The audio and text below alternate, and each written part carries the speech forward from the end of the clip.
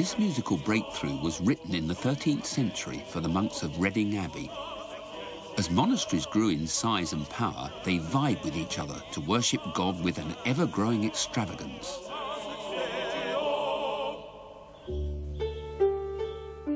The Abbey Church at St Albans, where I'm master of the music, was at the centre of just such a rich and powerful monastic community. It employed the talents of the best craftsmen to ensure a state-of-the-art place of worship. Artists, stonemasons and architects laboured to build the finest temples of faith, great shrines of Christian belief, symbols of the wealth the monasteries had. And as the buildings grew more elaborate, so did the music. Gothic sounds for Gothic spaces. Eventually, the monasteries chose to employ professional singers, boys as well as men, to create a bigger, better musical noise. The problem was knowing where to stop, as a predecessor of mine at the Abbey discovered. Robert Fairfax was the supreme musician of the early 1500s. But what had previously been a simple, singable, plain-song chant sung by all turned into a complicated art form in which only a few could then join. Listen to this excerpt from Fairfax's Mass, written in honour of St Alban, and see if you can find out where we are. Put yourself in the place of a member of the congregation who wants to join in. Where are we in the Agnus Dei?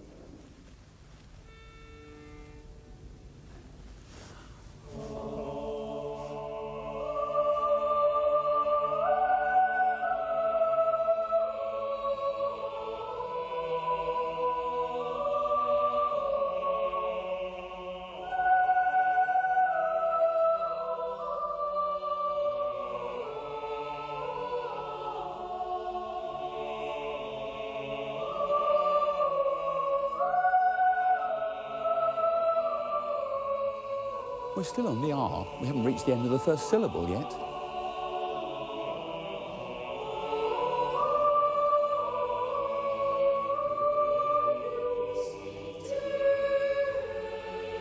At last, Ius and Dei.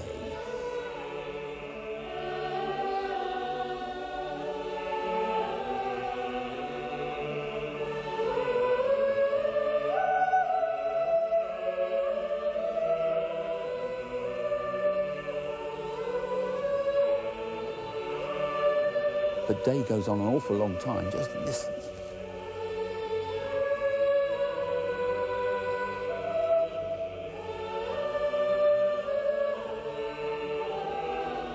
Stop!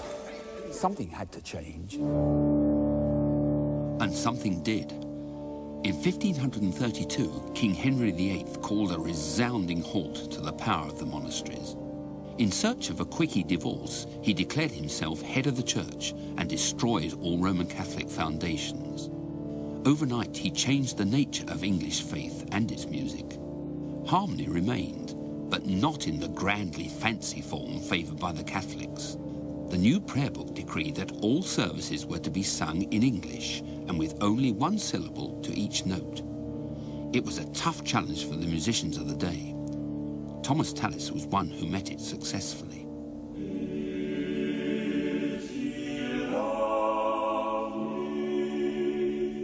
He